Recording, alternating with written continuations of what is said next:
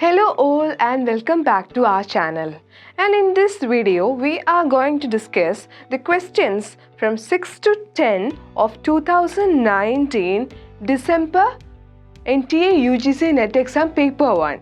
And in this video we will be having a detailed analysis of the questions from 6 to 10, and stay tuned for the detailed analysis and stay subscribed because we are going to discuss the entire question paper in detail, and which will surely help with your preparation for NTA UGC NET exam. So the first question in the series, as you can see, is a reasoning question, and the question goes like this: if HPU is equal to 9, JNU is equal to 9, then what is the score of DU?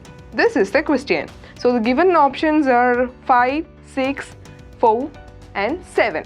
Let's see how to find the answer for the question. So in any question which is given in the alphabets, first thing you have to do while you are preparing for the exam is that you have to write the letters, the alphabets from A to Z in accordance to 1 to 26. Like the first alphabet A is equal to 1, then the second alphabet B is equal to 2, third alphabet C is equal to 3, so then D 4, E 5, F 6, and it goes up to 26th alphabet, which is Z. Now let's come to the question. Okay, so HPU is equal to 9.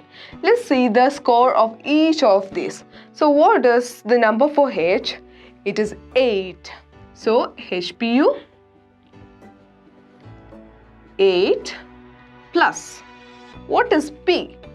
P is 16. Okay, then what is the number for U? It is 21. Okay, so HPU is equal to 8 plus 6 plus 21.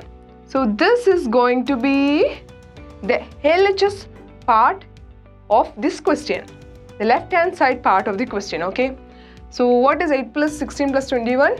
Which is 45, which is the LHS. Now let's see the RHS given here, which is 9. So the RHS is 9. How come the LHS and RHS be equal here?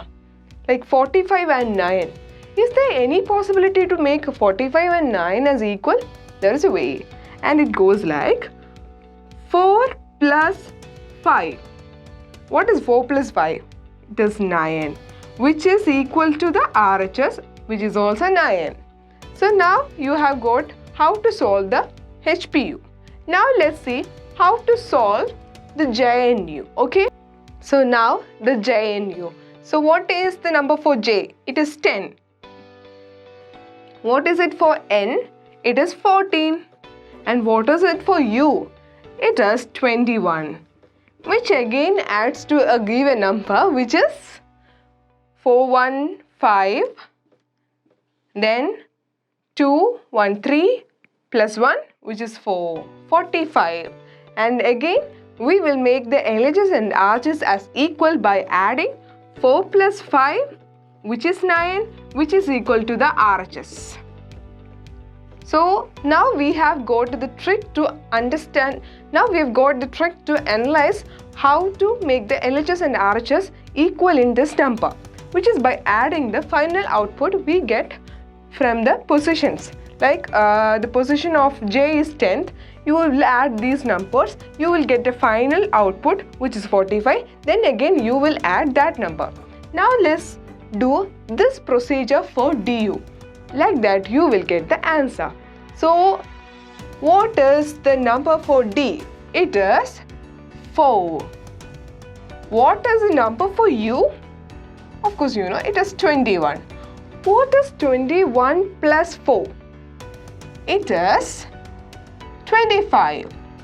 Now we have got up to this part. Okay, now what is next procedure? It is to add these two numbers, these two digits. So 2 plus 5, what is it? 2 plus 5 is equal to 7, which is the answer for this question. And let's see if there is any option which is given with the number as 7. Yeah, Option D gives number 7, which is the right answer for the question on biosphere reserves. Okay, so the question goes like this. Biosphere reserves are, first one is area comprising terrestrial, marine and coastal ecosystem. Number 2 is monitored by national governments. Number 3 is areas where threatened animals and plants are kept in their habitat. And number 4 is wildlife sanctuaries. So we have to choose from the given statement the correct statement and select the right options, and it is given in A, B, C and D. Okay, so what are biosphere reserves? So in this question it is given as biosphere reserves are, the option 4 is given as wildlife sanctuary. Both biosphere reserve and wildlife sanctuary or national parks, they are used to conserve and protect animals and plants from human intervention or from hunting. But there are certain small tiny difference between the biosphere reserves and also the national parks and also the wildlife sanctuaries. So all these three are different to each other, and biosphere reserves is in a huge area while the wildlife sanctuary is limited to certain portion. So biosphere reserves have a huge area, and all these are similar in the way that they protect the animals in their natural habitat rather than the. Okay, so now let's see the options. The first one is it is given as area comprising marine, terrestrial and coastal ecosystem, which is a right answer for the question. Okay, now the second one is it is monitored by national governments. Of course, it is monitored by the biosphere reserves are monitored by national governments is the right answer for the question. And now third one is areas where threatened animals and plants are kept in their habitat. If it is given as where animals and plants are protected in their habitat, it is given, but the more specific to threatened does not come here. If you have got the option where the 1, 2 and 3 is given to you, you can choose it as the answer. But in this question, it is given as you have to choose either 1 and 2 or 2 and 3 or 3 and 4 or 1 and 4. So what is wrong with the third option is that, of course, these protect the threatened plants and animals, but the biosphere reserve is a huge area. So it also contains other plants and animals, and it is not only specific to threatened animals and plants. So we can say that the first option and the second option are right. Of course, we have discussed that the wildlife sanctuary is of course different from the biosphere reserve. The option 4 is wrong, and option 3 can also be eliminated here. So the right option comes 1 and 2, which is option A, which gives 1 and 2 is the right answer for the question. And now the next question is also a logical question, and the question goes like this.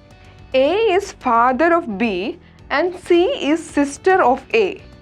Then D is grandson of C, and we have to find how D is related to B. So if any such kind of question is asked for the exam, the first thing you have to do is that you have to draw how the pattern is given, which makes our understanding of the question more easily. Okay, so now let's see how this goes. The first one is you have to write all those alphabets, which is A, B, C and D, and let's see how the image goes like. Okay, so A, B, C and D, and in the question it is given as A is the father of B.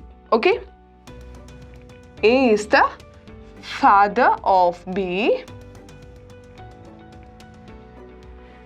and C is the sister of A. D is the grandson of C. The question is how D is related to B. So this is how you have to analyze the answer. In a family there is a brother and a sister, and the brother has got a child which is B, and sister C has got a grandson which is D. In between, there is a generation which is missed out, is not given in the question. So let's make it as E. Okay, so E is the child of C and B is the child of A. So the brother has got a child which is B, the sister has got a child which is E. And this sister's child has again got a son in the next generation which is D. And B and E are children of a brother and sister. So they are cousins. So B and E are cousins. And what is the relation to B and D? B then becomes kind of uncle to D because D is the son of E, which is the cousin of B. So in the given question, D is related to B as nephew. What would you call your brother's or sister's son? Is nephew to you, right? So D is the nephew to B, which is the right answer, and in the given question it is option B, which is nephew. Now let's see the 10th question, which is all tigers are animals. This is an example of which type of proposition? Okay, so 4 options are given to you: particular negative, particular affirmative, universal negative, universal affirmative. Okay, so all tigers are, so this proposition, all tigers are animals. Of course we know all tigers, they are animals. So it is not particular, of course, because it's not specific to any particular region. In all across the world, it is universally accepted that tigers are animals. So it is universal. So it is not particular. So we can eliminate the 2 options A and B. Now let's see the other 2 one, universal. Okay, C is universal negative and D is universal affirmative. Of course we know that the tigers, they are animals, and all tigers, they are animals. Of course it is not a negative statement, it is a true statement. So which is the right answer? It is option D. It is universal affirmative is the right answer. Now let's see the next question, which is which of the following Pramanas is used by classical Indian school of logic to prove the existence of God? And you are given 4 options, which are Arthapati, Upamana, Pratyaksha, Anumana. Okay, so the Pramanas is, or the Indian logic, or the Pramanas or the Indian logical reasoning is a new topic which is added to the latest syllabus of NTA UGC NET EXAM paper 1 to the logical reasoning module. And this question is from the logical reasoning, that is the Indian logical reasoning part. The Pramanas comes under it.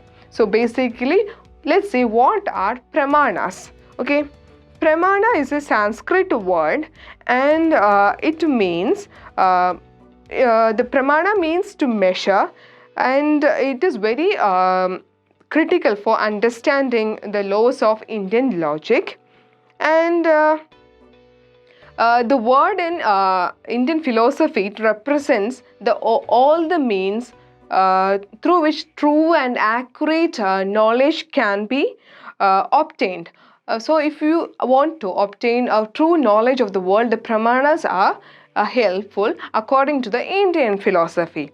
Okay, so the different types of Pramanas are the Arthapati, the Upamana, Pratyaksha and Anumana. So in the given question, which Pramana is asked, like which Pramana prove the existence of God?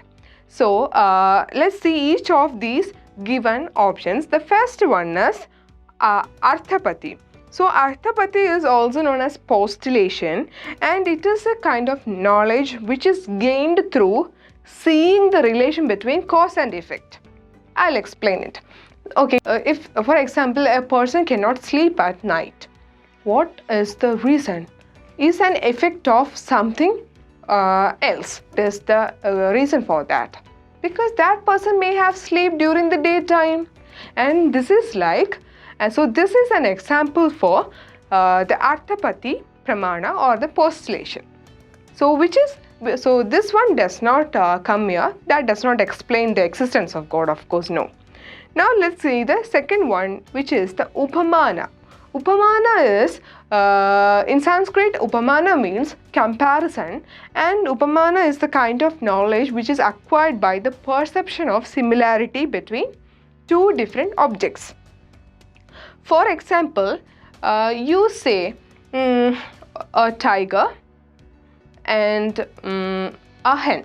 Okay, how do you differentiate between these? Because one is an animal which has 4 legs, and a hen comes under the bird category and has 2 legs. So you can differentiate by comparison.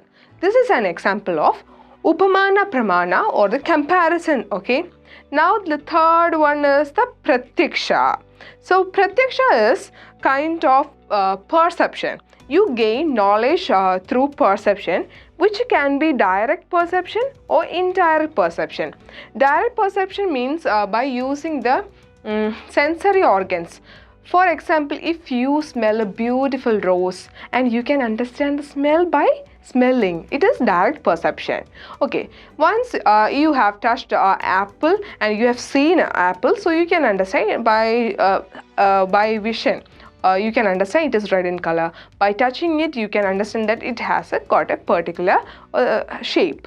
And next time if you are given an apple, you can understand by the indirect perception of vision and also by touch.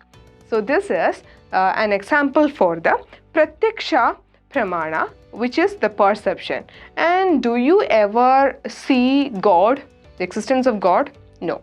So the question does not go with the Pratyaksha Pramana. And the last one is the Anumana. Let's see if Anumana is the right answer.